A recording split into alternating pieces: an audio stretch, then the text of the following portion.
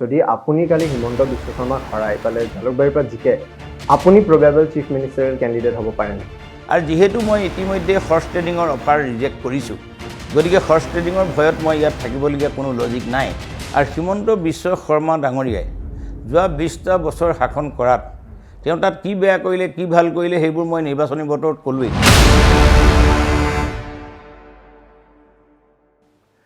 নমস্কাৰ, আপোনালোকে চাই আছে বিশেষ অনুষ্ঠান। আজি আমাৰ লগত এনে এজন ব্যক্তি উপস্থিত আছে, কংগ্ৰেছৰ জ্যেষ্ঠ নেতা, জালুকবাৰী সমষ্টিৰ পৰা এবাৰ ইলেকশ্যনছ খেলিছে। আমাৰ লগত আছে ৰমেন বৰঠাকুৰ ডাঙৰীয়া।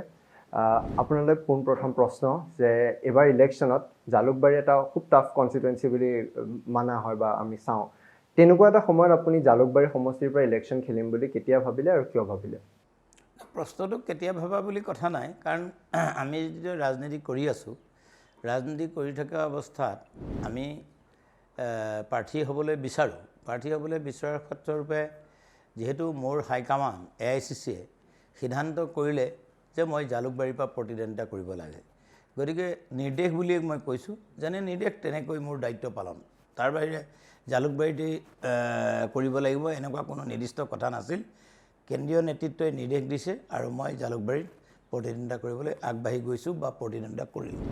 আৰু জালুকবাৰী এনেকুৱা এটা কনষ্টিটুৱেঞ্চি আমি দেখিছোঁ, আপোনাৰ আগেইনষ্টত আছে doctor Himanta Biswa Sarma, one of the strongest north ইষ্টৰ পলিটিচিয়ানছ আমি চবেই জানো, আৰু প্ৰবেবল চিফ মিনিষ্টাৰ কেণ্ডিডেট। তেনেকুৱা এটা সময়ত আপুনি কিমান আশাবাদী যে আপুনি হিমন্ত বিশ্ব শৰ্মাক পৰাজয় কৰি আপুনি জয়লাভ কৰিব পাৰিব? প্ৰথম কথাটো হ'ল কি, বাকী বহুতবোৰ কথা বাদ দি যিহেতু এতিয়া ভোট হৈ গ'ল, আৰু ভোট হোৱাৰ পিছত আমি এতিয়া অপেক্ষাৰত 2 তাৰিখৰ ৰিজাল্টলৈ। কিন্তু এটা একদম মানে ইউনিভাৰ্চেল ফৰ্মুলা বুলিয়ে কোৱা যায়, ক'ৰবাতহে কেতিয়াবা এক্সেপশ্যন থাকে, যেতিয়া হায়েষ্ট টাৰ্ণআউট হয়, হায়েষ্ট টাৰ্ণআউট হ'লে এণ্টি ইনকুম্বেঞ্চি ফালে যায় বুলি কয়, বা থিতা অৱস্থা যিটো এক্সিষ্টিং ছেটআপৰ বিৰুদ্ধে যায় বুলি কয়। অসমৰ ভোটৰ পাৰ্চেণ্ট হ'ল 80.04, 80.04, আৰু জালুকবাৰীৰ পাৰ্চেণ্টেজ 82.34। আৰু অসমৰ এই 80.04%টো হৈছে থাৰ্ড ফেজত যি লোৱাৰ আছামৰ ফালে হৈছিলে, তাত 85%লৈকে যিহেতু কাষ্টিং আছে। তো এই অৱস্থাটোত যে যিহেতু গুৱাহাটী মেট্ৰ'ৰ 4টা সমষ্টিৰ ভিতৰত জালুকবাৰী আটাইতকৈ সৰু সমষ্টি, কিন্তু এই গোটেইকেইটা সমষ্টিৰ ভিতৰত জালুকবাৰীতেই টাৰ্ণ আউটটো বেছি। গতিকে মই নিশ্চিতভাৱে ধৰি লৈছোঁ এই ফলাফল মোৰ সপক্ষে আহিব, অৰ্থাৎ INC বা মহাজোঁটৰ সপক্ষে আহিব। কাৰণ ইমান বেছি ভোটেৰে, ইভেন আই এম শ্বক, যিটো 1 নম্বৰ চেণ্টাৰ, 1 নম্বৰ চেণ্টাৰত 86%, ক্ৰমান্বয়ে গ্ৰেজুৱেলি দেখিছোঁ 91%লৈকে ভোট হৈছে পলিং ষ্টেচনত, আৰু তলত দেখিছোঁ 71। গতিকে মই ভাবোঁ এই হায়েষ্ট টাৰ্ণ আউটটো towards anti incumbency, towards the present setup, বা অসমীয়াত যদি ক'বলৈ যায় থিতা অৱস্থাৰ বিৰুদ্ধে। সেয়েহে মই অতি আশাবাদী যে নিৰ্বাচনৰ ৰিজাল্ট মোৰ হ'ব। আৰু এনেকুৱা সময়ত এটা ডাঙৰ প্ৰশ্ন আহে যে কংগ্ৰেছৰ কোনো চিফ মিনিষ্টাৰিয়েল কেণ্ডিডেট ফেচ নাই, লগতে বিজেপিৰো কনফিউজন আছে, সৰ্বানন্দ সোণোৱালে হ'ব নে হিমন্ত বিশ্ব শৰ্মা হ'ব। তেনেকুৱা এটা সময় অৱস্থাত যদি আপুনি কালি হিমন্ত বিশ্ব শৰ্মাক হৰাই পালে জালুকবাৰীৰ পৰা জিকে আপুনি প্ৰবেবল চিফ মিনিষ্টাৰিয়েল কেণ্ডিডেট হ'ব পাৰেনে? এইটো বৰ ভাইটেল কুৱেশ্যনটো বৰ vital questions. Let the party high command to decide it. আৰু এই সন্দৰ্ভত যদি কিবা ক'বলগীয়া থাকে মই ৰিজাল্টৰ পাছতহে মই মুখ খেলিম। আৰু এনেই কিন্তু জেনেৰেল কুৱেশ্যন আমাৰ আউট অফ কিউৰিয়াচিটি, যে আপুনি যদি তাৰ পৰা জিকে, ইমান ডাঙৰ কনষ্টিটুৱেঞ্চি এটা, তাৰ পৰা যদি আপুনি জিকে, আপুনি এটা অবভিয়াছলি এটা টপ প্ৰফাইল ডিজাৰ্ভ কৰে। তেনেকুৱা এটা সময়ত আপোনাৰ কি প্লেনিং, যে ছাপ'জ কংগ্ৰেছ জিকি গ'ল, বহুতে কংগ্ৰেছৰ নেতাই কৈছে কংগ্ৰেছ জিকিব, মহাজোঁট জিকিব, তেনেকুৱা এটা সময়ত আপুনি কি ভাবে কোনটো ডিপাৰ্টমেণ্টে আপোনাক বেষ্ট শ্বুট কৰিব পাৰে? এইটো কথা হ'ল কি, মই ভাবোঁ যে মোৰ সক্ষমতা সকলো ডিপাৰ্টমেণ্ট পৰিচালনা কৰিবলৈ আছে, কিন্তু আটাইতকৈ যদি বেয়া ডিপাৰ্টমেণ্ট দিয়ে, সেই বেয়া ডিপাৰ্টমেণ্টটোকো ভাল কৰিবলৈ মোৰ সক্ষমতা থকা বুলি মই অনুভৱ কৰোঁ।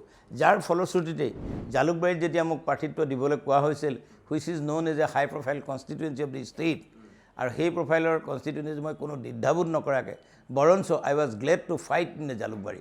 গতিকে মই ভাবোঁ যিকোনো ডিপাৰ্টমেণ্টেই চলাবৰ কাৰণে মই সক্ষম, কিন্তু মই ভাবোঁ যে মোক এটা বেয়া ডিপাৰ্টমেণ্ট চলাবলৈ দিলেও সেইটোক মই মানে ভালভাৱে মানে চলাই নিব পাৰিম বুলি মোৰ দৃঢ় বিশ্বাস। আৰু মই ভাবোঁ এটা বেয়া বস্তুতহে নিজৰ প্ৰতিভা প্ৰকাশ কৰিবলৈ সুবিধা থাকে। আৰু এইটো ডাঙৰ কথা হ'ব যদি আপুনি তাৰ পৰা জিকি আহে, এটা লেণ্ডমাৰ্ক হ'ব অসমৰ হিষ্ট্ৰীত যোৱাৰ, কাৰণ 20 বছৰ আমি দেখিছোঁ হিমন্ত বিশ্ব শৰ্মা প্ৰায় 20 বছৰ তাতে জিকি আহিছে, তাতে কাম কৰি আহিছে। তেনেকুৱা এটা সময়ত আপুনি জিকি আহিলে খুব ডাঙৰ কথা এটা হ'ব। যি কি নহওক আমি 2 মে'ৰ কাৰণে অপেক্ষা কৰিম সেইটোৰ কাৰণে। আৰু এটা কথা আছিল, বিভিন্নজনৰ পাব্লিক ৰিয়েকশ্যনছ পাইছিলোঁ যে আজি অসমত চাব গ'লে হিমন্ত বিশ্ব শৰ্মা প্ৰায় বেলেগ বেলেগ কনষ্টিটুৱেঞ্চিত কেম্পেইনিং কৰিছে। প্ৰধানমন্ত্ৰীকে লৈ বিভিন্নজন টপ প্ৰফাইল নেতা আহি বিজেপিৰ কাৰণে কেম্পেইনিং কৰিছে। এনেকুৱা আপোনাৰ সমষ্টিত কিন্তু আমি ৰাহুল গান্ধী বা প্ৰিয়ংকা গান্ধীৰ ইমান এটা ডাঙৰ ভিজিট নেদেখিলোঁ। সেই কথালৈ আপুনি কি ভাবে যে আচলতে আপুনি জিকিব বুলি তেওঁলোকে চিটটোত ইমান প্ৰেছাৰ দিয়া নাই, নে আচলতে আপোনাক কংগ্ৰেছৰ ফালৰ পৰা ইমান ডাঙৰ ছাপোৰ্ট দিয়া নাই?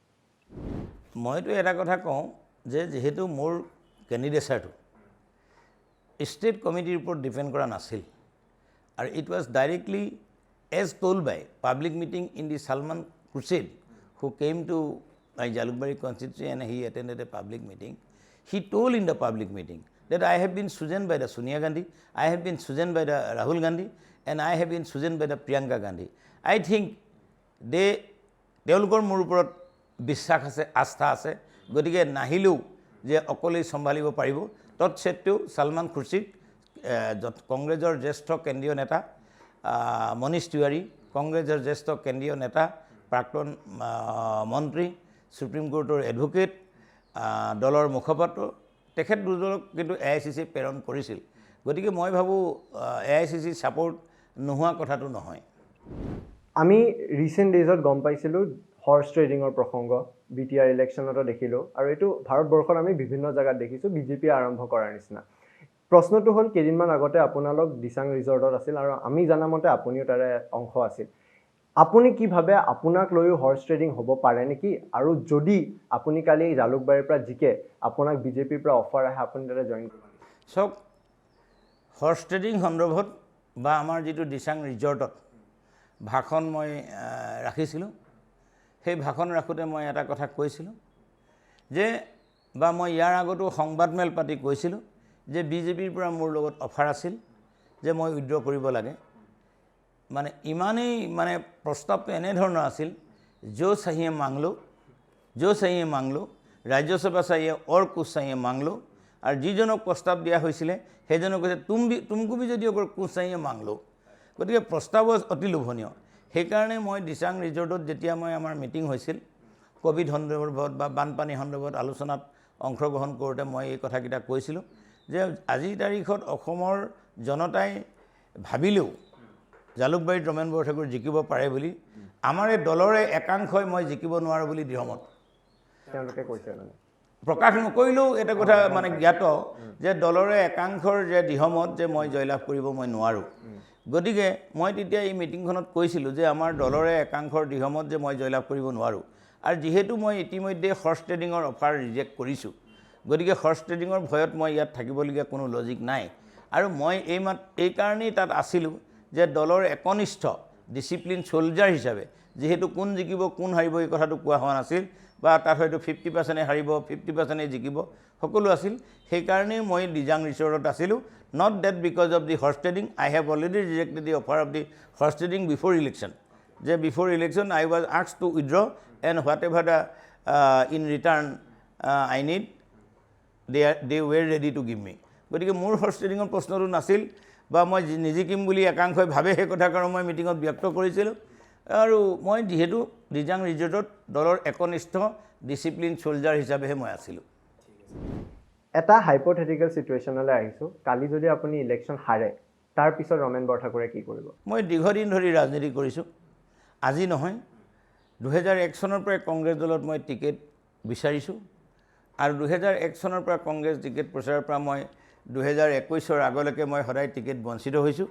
20 বছৰ প্ৰায় 20 বছৰ। আৰু সকলোৱে জানে যে যোৱা 19 গুৱাহাটী পাৰ্লিমেণ্টত মই সৰ্বশ্ৰেষ্ঠ কেণ্ডিডেট থকা পাছতো মোক দলৰ পৰা বঞ্চিত কৰা হৈছিল। তথাপিও মই দল এৰি যোৱা নাছিলোঁ। কিন্তু অপেক্ষাৰ ফল মিঠা বুলি কোৱাৰ দৰেই যে আজি জালুকবাৰীত মোক প্ৰতিদ্বন্দ্বিতা কৰিবলৈ দি AICC বা কেন্দ্ৰীয় নেতৃত্বই যি মোক সন্মান প্ৰদৰ্শন কৰিলে বা মোৰ গুৰুত্ব বুজি পালে, আই এম ভেৰি হেপী। মানে আপোনাৰ কংগ্ৰেছ পাৰ্টিক লৈ কোনো ক্ষোভ নাই? নাই, মোৰ কংগ্ৰেছ পাৰ্টিক লৈ কোনো ক্ষোভ নাই।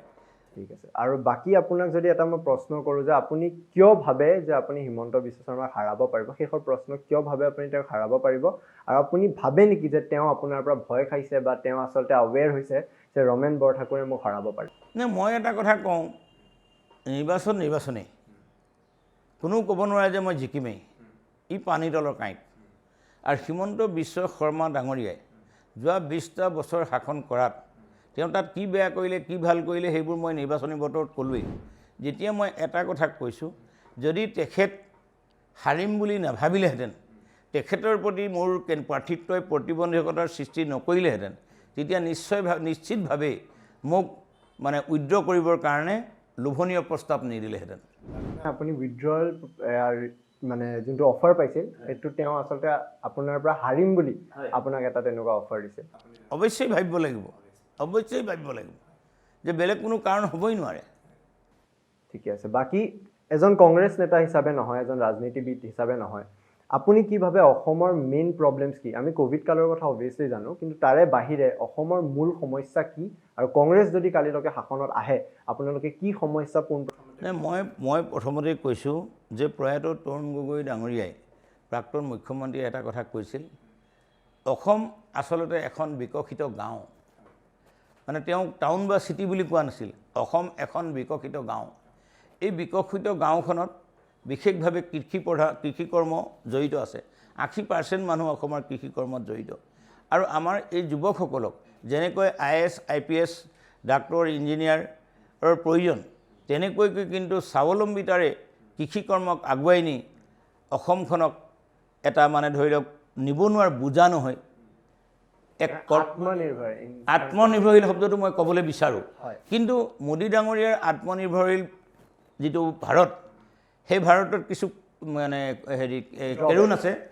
কেৰুণ আছে আৰু সেই আত্মনিৰ্ভৰশীল ভাৰতৰ যিটো দৰ্শন মোদী ডাঙৰীয়াই কৰিছে তাতো কিন্তু অসমৰ মুখ্যমন্ত্ৰী আৰু শিক্ষামন্ত্ৰী বা স্বাস্থ্যমন্ত্ৰীয়ে আত্মনিৰ্ভৰশীল ভাৰতটো বেনিফিচিয়াৰী ভাৰত বনাবলৈ যত্ন কৰিছে মটৰচাইকেল দি স্কুটি দি সোণৰ গহনা দি 830 টকাৰ অৰুণোদয় আঁচনি দি আত্মনিৰ্ভৰশীল ভাৰত হ'ব নোৱাৰে এইটো ভোটৰ ৰাজনীতিহে হ'ব পাৰে ঠিক আছে আৰু এজন এটা পাৰ্চনেল নোট ৰাজনীতিক নেতা হিচাপে নহয় পুনৰ ৰমেন বৰঠাকুৰ ডাঙৰীয়াই এনেই ফ্ৰী টাইমত কৰি কি ভাল পায় মানে ৰাজনীতিৰ কথা নহয় এইটো যে মই ফ্ৰী টাইম বুলি ক'লে মই এফালৰ পৰা যি কওঁ মোৰ সকলো সময়তে ফ্ৰী টাইম আৰু অন্যফালে যদি মই কওঁ মই always occupied I am in a business not only in business and my business is not on same line বোলে মোৰ পেট্ৰল পাম্প আছে বাগান আছে মোৰ বাগান আছে হোটেল আছে বা মই সমাজতো লগতো জড়িত সকলোৱে দেখে মই সামাজিক কৰ্ম কৰোঁ গতিকে মই ভাবোঁ মোক কোনোবা সামাজিক অনুষ্ঠানলৈ ৰাজনীতিবিদ হিচাপে মাতে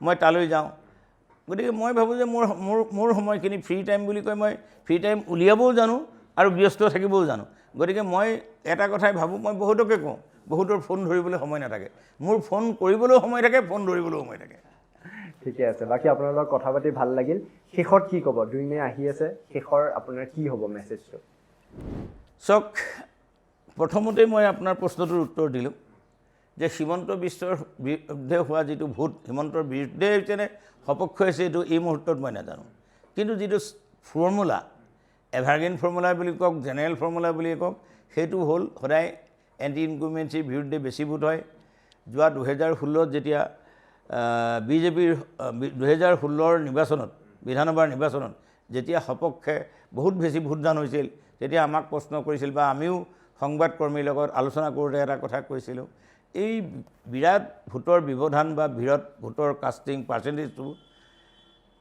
এইটো এক্সিষ্টিং ছেটআপৰ বিৰুদ্ধে অৰ্থাৎ বিজেপি মিত্ৰজোঁটৰ ফালে হ'ব আৰু যদি কিবা কাৰণত কংগ্ৰেছৰ ফালে হ'লে ই মিৰাকুল হ'ব এতিয়া মোৰ প্ৰশ্ন হ'ল যে মানুহে ক'ব খোজে মই তাত জিকিলেহে মিৰাকুল হ'ব গতিকে মই সেই দিনটোলৈ আশাবাদী ভগৱানে মোৰ ওপৰত মংগল কৰাই নহয় হিমন্ত বিশ্বৰ পৰাজয় সমষ্টি ৰাইজে বিচাৰিছে 20 বছৰে তেওঁ দমন নীতি চলোৱা বুলি ৰাইজে অভিযোগ কৰিছে আৰু যদি সঁচাকৈ দমন নীতি চলিছে ৰাইজৰ অভিশাপো এটা ডাঙৰ অস্ত্ৰ গতিকে মই ভাবোঁ যে আপুনি ভাবে নেকি শেষত যে এটা ভিজুৱেলছ ওলাইছিল তেওঁ মূৰটো টুৱাই পালে জালুকবাৰী সমষ্টিত ৰাইজৰ আগত এনেকৈ প্ৰণাম কৰিছিল কিবা এটা লিংক আছে মইতো সেইটো কৈছোৱেই মোক কোনোবাই প্ৰশ্নও কৰিছে সংবাদসেৱীয়ে প্ৰশ্ন কৰিছে ৰাইজৰ ওচৰত আঁঠু লোৱাটো বেয়া নেকি, ৰাইজৰ ওচৰত মানে মূৰ দোৱাটো বেয়া নেকি? মই বোলো নহয়, সকলো মঞ্চতে মাননীয় মুখ্যমন্ত্ৰী সৰ্বানন্দলে আধা কঁকাল ভাঙিয়ে সেৱা কৰে, কিন্তু কথা হ'ল কি মঞ্চত আঁঠু কাঢ়ি কিন্তু মুখ্যমন্ত্ৰীক আমি সেৱা কৰা দেখা নাই। হিমন্ত বিশ্ব শৰ্মাকো আমি সেই সেৱা কৰা দেখা নাই। তেখেতে সমষ্টিৰ বাহিৰত বিৰাট নাচ গুণ কৰে, একদম মানে সেই নাচ গুণ কোনোবাই ভাল পায় নে নাপায় নাচায়, কিন্তু নিজৰ সমষ্টিত তেখেতে যদি আঁঠু ল'লেহেঁতেন মোৰ অকলে ক'বলগীয়া নাছিলে, পৰিবাৰে ল'লেও আপলেনে, কিন্তু সপৰিয়ালে আঁঠু লোৱাত মই এটা কথাই ভাবিছোঁ, ৰাইজক তেখেতে ক'ব বিচাৰিছে সেই ৰাইজ মোৰ সৰ্বদোষ তোমালোকে মৰিখন কৰিবা, তাৰমানে ইয়াৰ অৰ্থৰে যে তেওঁ সমষ্টিটো দুখ কৰিছে স্বীকাৰ কৰিছে। ঠিক আছে, আমাৰ আপোনাৰ লগত কথা পাতি ভাল লাগিল, সময় দিয়াৰ বাবে ধন্যবাদ। আৰু আমি আশাবাদী যে আপোনাৰ এটা ভাল ফলাফল আহক, যি নহওক আপুনি ভালে থাকক, ক'ভিডৰ কাল ভালকৈ থাকক। ধন্যবাদ সময় দিয়াৰ কাৰণে।